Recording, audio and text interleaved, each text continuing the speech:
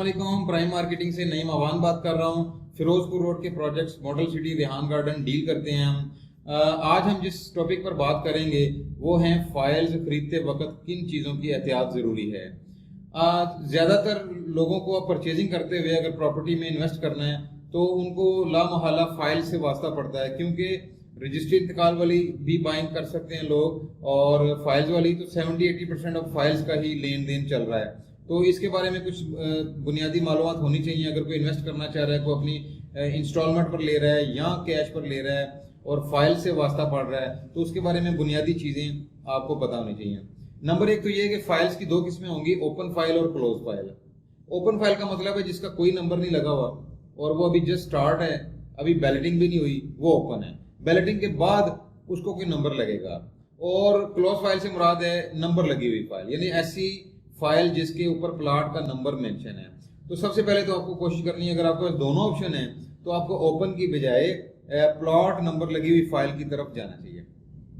Open file की trading होती है, उसमें यह फायदा है कि आप ट्रेडिंग कर सकते हैं। आपने खरीदी फाइल, उसका रेट चढ़ गया, फिर आपने बेच दी।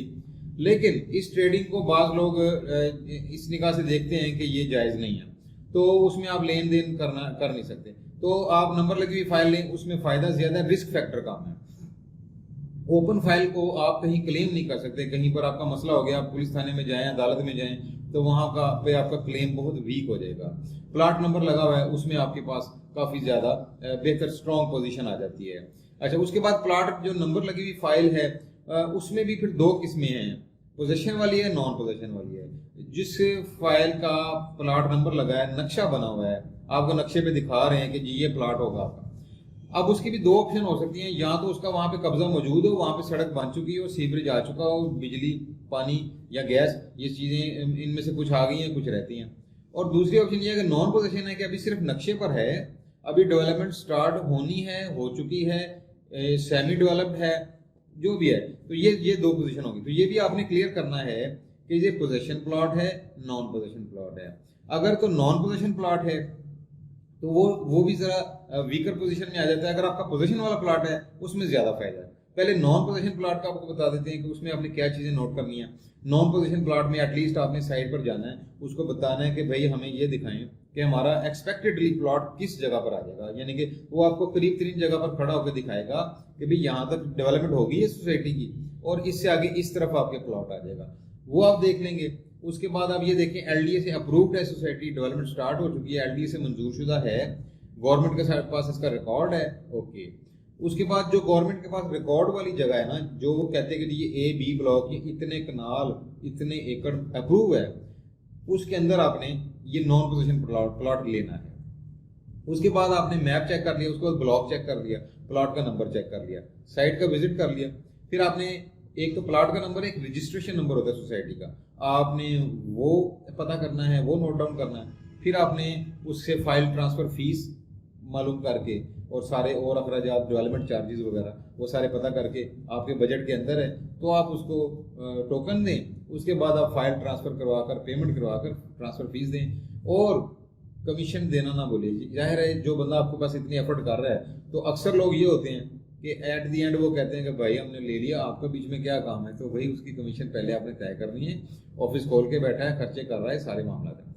अच्छा, अगर आप चले जाते हैं पोजीशन प्लॉट की तरफ, उसमें बड़ी अहम चीज़ आपने ये सिमिलरली आपने मैप देखना है। फिर आपने मैप पे पहले पसंद करना है अच्छी लोकेशन, उसके बाद आपने प्लॉट का नंबर, ब्लॉक देखा, पसंद आ गया, उसके बाद ऐसे कहीं साइट का विजिट हमें करा दें। साइट पर विजिट जाकर देखें, आप अपने प्लॉट के सामने खड़े हो, प्लॉट के ऊपर खड़े हो और उसके इर्द गिर्द एक जायज़ा लें कि इसके करीब कोई गंदा नाला, कोई बहुत ऐसी चीज़, कोई ग्रिड स्टेशन, कब्रिस्तान या बहुत करीब तरीन कोई ऐसी चीज़ है जो आपको अच्छी फील ना हो रही हो। आपने ये सोचना है कल को मैंने ये बेचा तो जो पॉइंट वो निकालेगा बंदा, वो मैं अभी निकालूँ।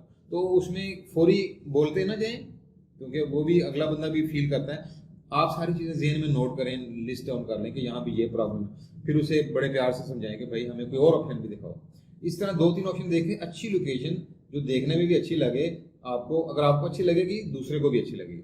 तो आपने इस तरह लोकेशन उसकी अच्छी सी फाइंड करके फिर रेट कंपैरिजन करके उसको डन कर लेना है। इसका भी सिमिलरली रजिस्ट्रेशन नंबर आपने पूछना है, ट्रांसफर फीस पूछनी है, वो पूछकर फिर आपने बड़ी अहम चीज़ें पूछनी है कि भाई ये पोजेशन प्लाट है, कब्जा कब मिलेगा, मैं अभी फौरी कब्जा कर सकता हूँ, घर बना सकता हूँ, तो आपको फौरी कब्जा करना चाहिए, वहाँ पे बुनियादें बना लेनी चाहिए। अगर नहीं वहाँ पे इजाज़त सोसाइटी की तरफ से तो ठीक है, कोई इशू नहीं है।